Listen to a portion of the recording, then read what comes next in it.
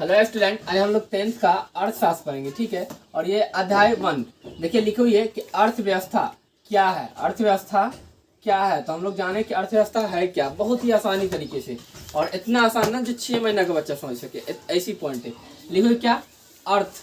अर्थ मतलब क्या होती है, आर्थिक। अर्थ मतलब आर्थिक, और व्यवस्था मतलब हम लोग जानते हैं क्या, व्यवस्था। ये बात समझ में आ रही है। अर्थ मतलब, इसको टुकड़ा करते जाओ। अर्थ मतलब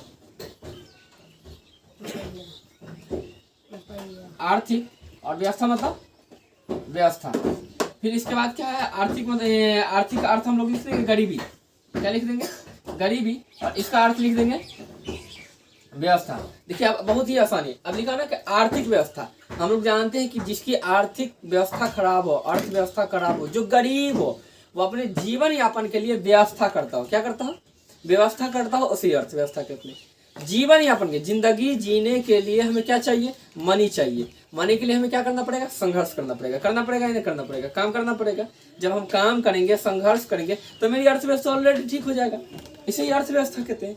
अर्थव्यवस्था क्या है, अगर कोई पूछ दे अर्थव्यवस्था है क्या, वैसी व्यवस्था जो अपने जीवन के लिए, अपने गरीबी को दूर करने के लिए, अपने अर्थव्यवस्था को सुदृढ़ करने के लिए जिस चीजों की व्यवस्था करते हैं उसे ही अर्थव्यवस्था कहते हैं। कोई दिक्कत नहीं, समझ में आ गई। अब अर्थव्यवस्था के कितने प्रकार, देखिए पहला है क्या लिखो है कि पूंजीवादी अर्थव्यवस्था। पूंजीवादी अर्थव्यवस्था तो हम लोग डायरेक्ट जाने, पूंजीवादी वैसा अर्थव्यवस्था जिसमें इंसान क्या, कोई व्यक्ति मानव क्या करता है, पूंजी लगा देता है।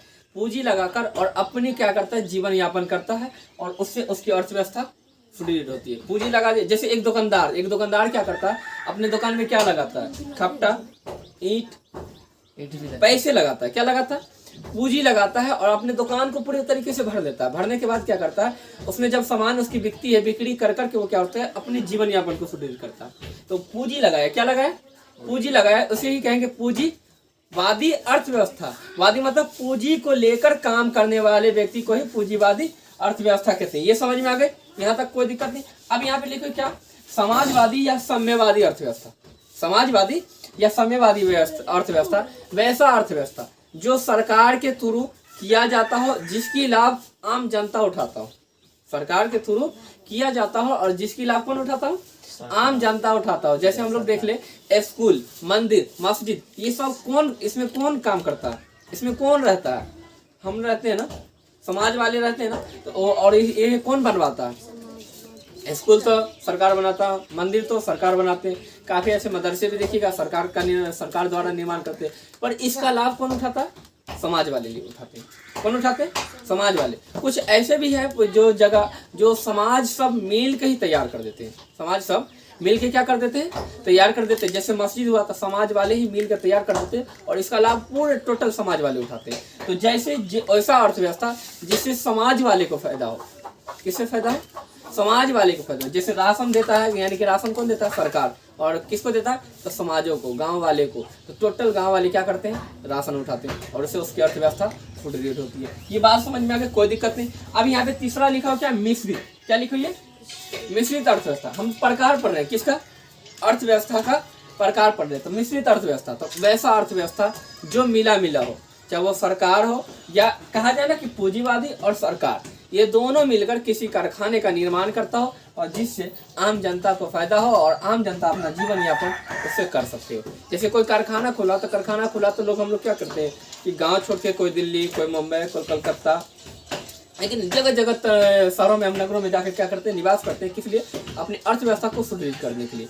वहां जाकर उस कारखाने में हम लोग काम करते हैं। क्या करते हैं, काम करते हैं ना। ये अनार तो नहीं बेचते, काम करते हैं। तो काम वो भी बेच के हम लोग अर्थव्यवस्था सुदृढ़ कर सकते हैं, है कि नहीं। तो हम लोग क्या करते हैं, काम करते हैं, और काम करके बताए जाते हैं क्या करते हैं, अपनी अर्थव्यवस्था को सुदृढ़ करते हो। वो पैसे कमाकर घर बेचते हैं, कहते हैं कि घर बना ले, कभी ये कर लो, कभी वो कर लो, डिस डैश करके हम लोग क्या करते हैं, पूरी तरीके से तैयारी कर देते हैं। फिर हम लोग आते हैं तो देखते हैं, हाँ मेरी अर्थव्यवस्था अब सुदृढ़ हो गया, अब हमें बाहर जाने की जरूरत नहीं है। ये सब बात समझ में आपको आ गई होगी, कोई दिक्कत नहीं यहाँ तक।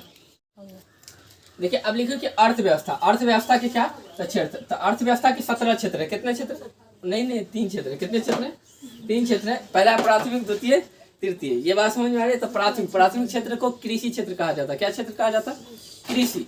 प्राथमिक क्षेत्र को कृषि क्षेत्र कहा जाता है। इस क्षेत्र में मत्स्य पालन, मुर्गी पालन, कृषि, खेती बाड़ी, जानवर, टोटल एकदम गांव देहात में जितने भी की गई काम इस क्षेत्र में आते हैं, प्राथमिक क्षेत्र में आते हैं। इसे ही प्राथमिक क्षेत्र कहा जाता है और प्राथमिक क्षेत्र को कृषि क्षेत्र भी कहा जाता है। कथी कहा जाए है? कृषि क्षेत्र। अब यहाँ पे लिखे हो कि द्वितीय क्षेत्र, क्या लिखो है? द्वितीय क्षेत्र। द्वितीय क्षेत्र को उद्योग क्षेत्र कहा जाता है। कौन सी क्षेत्र? उद्योग। उद्योग मतलब कारखाना जहाँ लगाई जाती हो। जैसे कभी कभी ये भी देखेगा कि न्यूनतम छोटी मोटी कारखाना भी होते हैं, जैसे हम लोग फैक्ट्री लगाते हैं ये चाय पत्ती की, फिर कहा जाए तो क्या, तो छिट्टा बेचने की, सूप उप बनाती है, तो वो भी एक तरीके से छोटी मोटी उद्योग ही है, ठीक है। और कारखाने बड़े से बड़े लगते हैं, तो द्वितीय क्षेत्र को उद्योग क्षेत्र भी कहा जाता है। कोई दिक्कत नहीं, कन्फ्यूजन नहीं। द्वितीय क्षेत्र को कौन सी क्षेत्र कहा जाता है? उद्योग क्षेत्र। इस क्षेत्र से भी लोग क्या होता है कि पैसे कमाकर अपनी अर्थव्यवस्था सुदृढ़ कर सकते हैं। कृषि से भी लोग क्या कर सकते हैं? पैसे कमाकर अपनी अर्थव्यवस्था सुदृढ़ कर सकते हैं, बेहतर बना सकते हैं या नहीं बेहतर बना सकते हैं। इसके बाद लिखिए तृतीय क्षेत्र, क्या लिखिए? तृतीय क्षेत्र। तृतीय क्षेत्र को सेवा क्षेत्र कहा जाता है। कौन सी क्षेत्र? सेवा क्षेत्र। इसमें ये नहीं जरूरी कि किसी का पाँव दबाना सेवा, मतलब इसमें ये है कि क्या किया जाए कि जैसे गाड़ी चला, बीमा, अर्जेंट, ये सब टोटल बताई जाती है सेवा क्षेत्र में आते हैं। बैंकिंग प्रणाली, ये टोटल अधिकतर प्रणाली बताई जाती है किस क्षेत्र में आते हैं? सेवा क्षेत्र में। ऐसे इसके अलावा काफी ऐसे क्षेत्र हैं, यानी कि ऐसे काफी ऐसे क्रियाएं हैं जो सेवा क्षेत्र में आते हैं, और इस क्षेत्रों से भी बताया जाता है कि लोग अपनी अर्थव्यवस्था को सुदृढ़ कर सकते हैं, बेहतर बना सकते हैं। ये टोटल बात समझ में आ गई।